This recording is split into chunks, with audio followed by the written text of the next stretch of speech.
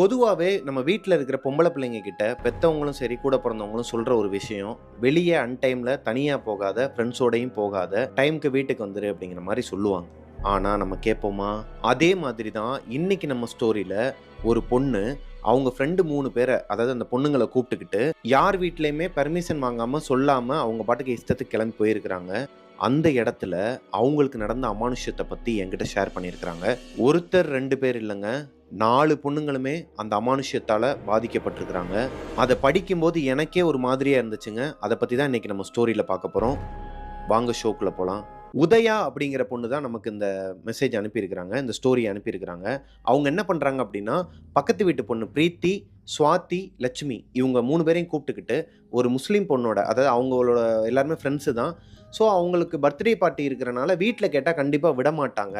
So எல்லாரும் வாங்க மச்சான் நம்ம போயிட்டு தெரியாத மாதிரி வந்து வீட்டுக்குள்ள உட்காந்துக்கலாம் அப்படின்னு சொல்லிட்டு, அவங்க யாருக்குமே யாரோட வீட்லயுமே சொல்லாம அவங்க எல்லாருமே கிளம்பி போறாங்க. இப்ப அவங்க 4 பேருமே அந்த பக்கத்து ஊர்ல பஸ் ஸ்டாண்ட்ல போய் இறங்கி, அங்க இருந்து கிட்டத்தட்ட ஒரு 2 கிலோமீட்டர் உள்ள நடந்து போகணும். நடந்து போனா தான் அந்த முஸ்லீம் பொண்ணு ஒருத்தவங்க இருக்காங்கன்னு சொன்னேன் இல்லையா? அவங்க வீடு வந்து உள்ள, அவங்க ஏரியாவே உள்ள தான் இருக்கும். ஸோ 2 கிலோமீட்டர் தூரம் நடந்து தான் போகணும். இவங்க போய் பஸ் ஸ்டாண்ட்ல இறங்கிட்டு 2 கிலோமீட்டர் தூரம் நடந்தே உள்ள போயிட்டு அவங்க பர்த்டே பார்ட்டி அட்டெண்ட் பண்ணிட்டு அங்க பிரியாணிலாம் செஞ்சிருக்கிறாங்க. ஸோ அந்த பிரியாணி வந்து சாப்பிட்றதுக்கே உங்களுக்கு டைம் இல்லை. ஆல்ரெடி மணி வந்து 4:30 மணி கிட்ட ஆயிடுச்சு. இருட்டுருன்னு சொல்லிட்டு இவங்க பயந்துட்டு, நாங்கள் கிளம்புறோம், எனக்கு வந்து பிரியாணி வந்து பார்சல் பண்ணி கொடுங்க அப்படின்னு சொல்லிட்டு இவங்க கேட்டிருக்கிறாங்க உதயா. ஸோ இவங்க 4 பேருக்குமே வந்து பிரியாணியை பார்சல் பண்ணி கொடுத்துட்டு அங்கேருந்து கிளம்பி ரிட்டன் வர வழியில் இந்த லட்சுமி அப்படிங்கிற பொண்ணு வந்து அந்த பக்கத்து ஊர், அவங்க அப்பா வந்து அந்த பக்கத்து ஊரில் தான் வேலை பார்க்குறாங்க.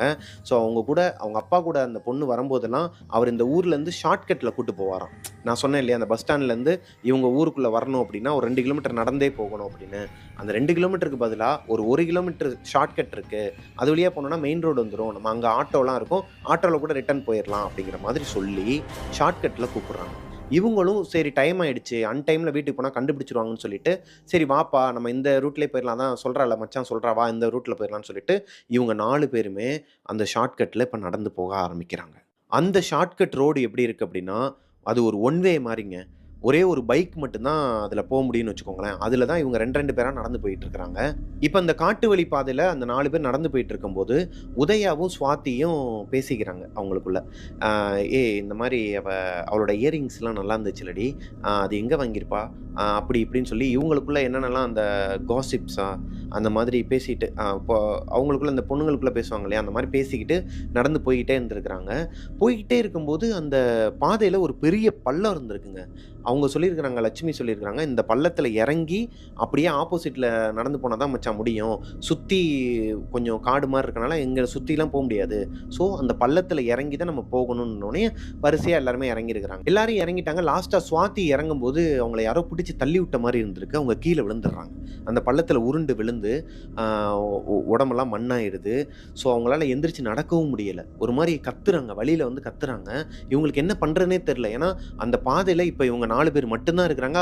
அவங்கள சுற்றி யாருமே இல்லை, தூரமாவோ பக்கமோ யாருமே இல்லை அந்த ஏரியாவில். இப்போ உதயாவும் பிரீத்தியும் சுவாதியை தூக்கிக்கிட்டு, அதாவது அவங்களால நடக்க முடியல இல்லையா, அவங்க 2 பேரும் கையை பிடிச்சிக்கிட்டு அவங்கள மெதுவாக நடந்து கூட்டு வந்துட்டு இருக்காங்க. லட்சுமி வந்து முன்னாடி போயிட்டு இருக்காங்க. வாங்க வாங்க இன்னும் கொஞ்சம் தூரம் தான் போனால் ரோடு வந்துடும் அப்படின்னு சொல்லி இவங்களை சமாளித்து கூட்டு போயிட்டு இருக்கிறாங்க. இப்போது இவங்க 2 பேருமே திட்ட ஆரம்பிச்சிடுறாங்க. 3 பேருமே திட்ட ஆரம்பிச்சிடுறாங்க. இவளால் தான் வந்துச்சு, ஒழுங்காக அந்த பாதையிலே போயிருந்தோன்னா அங்கிட்ட ஆள் நடமாட்டம்லாம் இருக்கும், நமக்கு யாரா ஹெல்ப் பண்ண கூட வந்திருப்பாங்க, இப்போ பாரு இந்த இடத்துல கீழே விழுந்துட்டு ஒரு மாதிரி பயமாக இருக்குது, யாரோ தள்ளி விட்ட மாதிரி தான் இருக்குன்னு சொல்லிட்டு அவங்க குழம்பிக்கிட்டே வந்திருக்கிறாங்க. இப்போது லட்சுமி சொல்கிறாங்க, இங்கே பாருங்க நான் வந்து தெரிஞ்சே இதை பண்ணலை, நீங்கள் முன்னாடியே சொல்லியிருக்கலாம்ல, நான் தான் ஷார்ட்கட் இருக்குன்னா நீங்கள் உங்களுக்கு எங்கே அறிவு போச்சு, நீங்கள் அந்த பக்கம் போகலான்னு சொல்லியிருந்தா நானும் அந்த பக்கம் தான் வந்திருப்பேன், நம்ம நல்லதுக்காக தானே இங்கே கூப்பிட்டு வந்தேன், இந்த மாதிரி திட்ட வேலை வச்சுக்காதீங்கன்னு சொல்லிட்டு இப்போ இவங்க 4 பேருக்குள்ள சண்டை வருது.